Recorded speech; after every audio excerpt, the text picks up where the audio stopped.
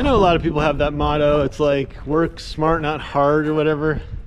My belief is you work hard whenever you possibly can.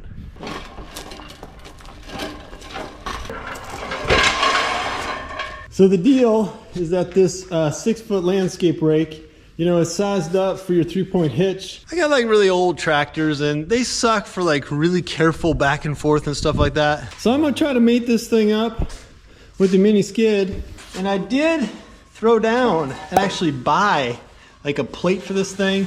And miracle of all miracles, the first one I bought actually fit. I mean, how often does that actually happen?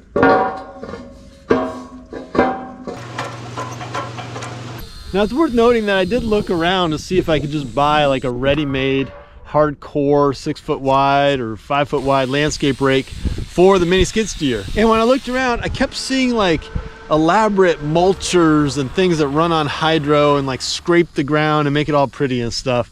And those are fine, but they're not really what I wanted. I just wanted a basic, hardcore, relentless metal rake for the front of the thing, not like a hydraulic, moving, spinning gizmo. This is just a little spacer, and it'll just keep stuff flat because there's a little like recess down in here.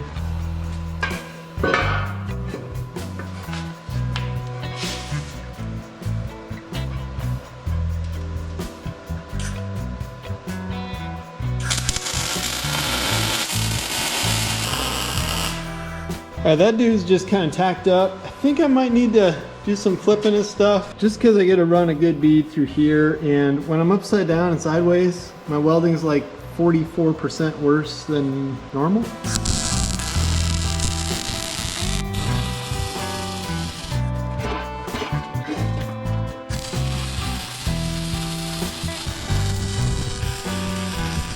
All right, little gaps just so all the water and gunk and stuff can kind of seep out. There might be a little bit to do around back. It's just a rake, but I'll probably put just a couple little spots in there.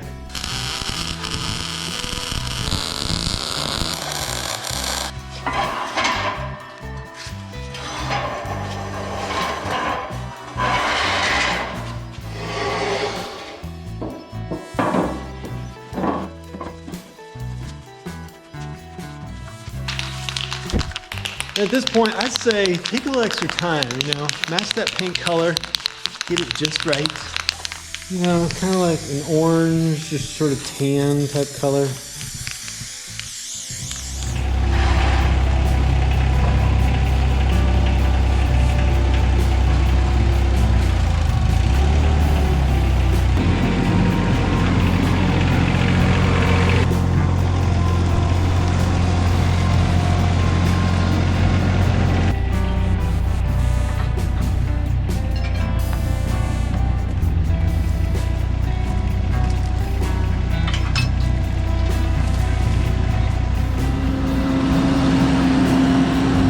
So what I did with the claw is I ran it through a series of highly scientific tests.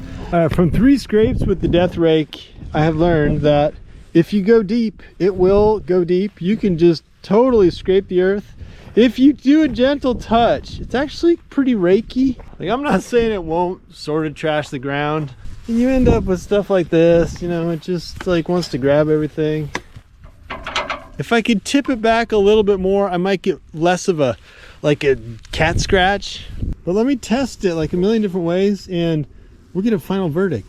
I feel like the best way to get rid of the hump in the driveway is never to get the hump in the first place by not just driving right down the middle. When you drive on a dirt driveway, you gotta like go all over the place, avoid the hump. Anyway, it's pretty good at that. It's probably not as good as a box blade or a grater, scraper. All right, next up in my tests was a series of ruts that I had put in the ground on a muddy day a couple weeks ago. And you know, you'll see how it does. It kind of scrapes the rut away, but it also kind of scrapes a bunch of other stuff away. I don't know if it's the best rut removal tool. I still feel like scraping with the shovel or a blade is probably better.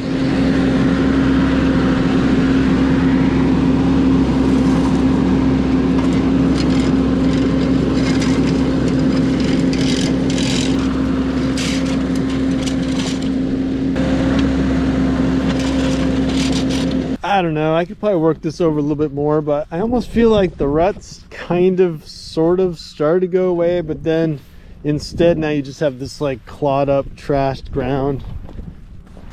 And then I got busy on some bark and twigs and sticks and stuff. Now this is what I really want this scraper for, like actually raking up branches and twigs and bark and piece of wood and stuff like that. And in this one test on ground that's a little bit scrabbly in the first place, it worked pretty good.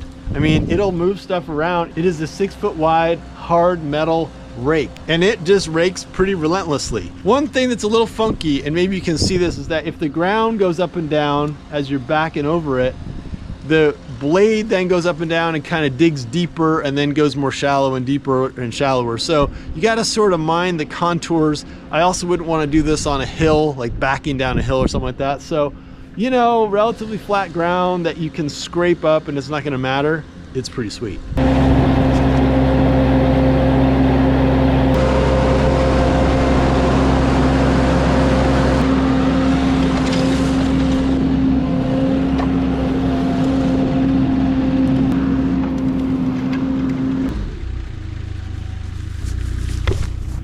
Now it's pretty decent on rough ground just because, you know, you can kind of dig in, make sure you get everything. But Melissa's out of town, so I'm gonna go try it in the backyard just to see what it does to the grass. And it's a little kind of wet and mushy right now, so it might tear stuff up. I don't know. Right now I don't really have like a bunch of sticks and twigs out here to rake up, so this is just kind of raking for the sake of raking. It's like one of our nicest pieces of sods, at least in the summer. This all looks pretty good, and I think if I totally trash it, I was gonna say she wouldn't notice it, but she's gonna notice it.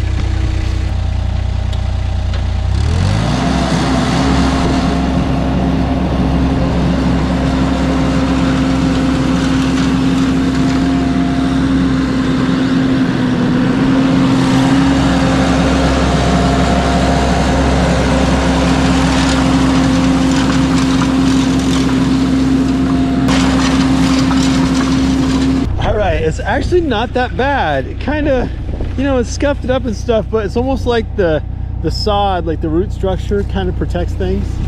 These are like our little chicken tractors and stuff. I'm gonna see if I can't just like rake these leaves.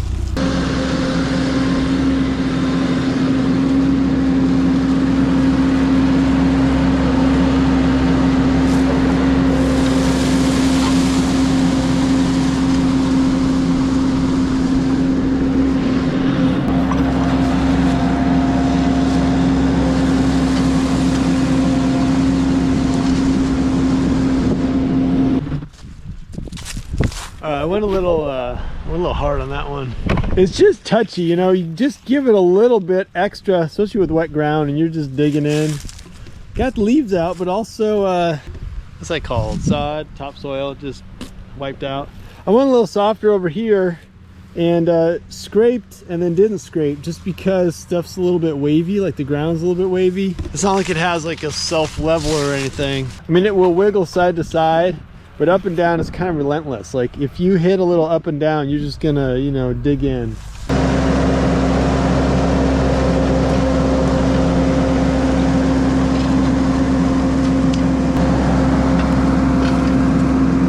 So having engaged in rigorous testing, here's what I think about the claw. Super awesome. On rough ground, you don't really care about scratching up. That's like the main thing I say about it. I mean, if you gotta move stuff around and you don't mind, you know, leaving a mark, it's awesome. If, however, you're trying to protect like a really nice yard and grass and stuff and just make things like perfect, I would not use this tool. It has serious destructive potential.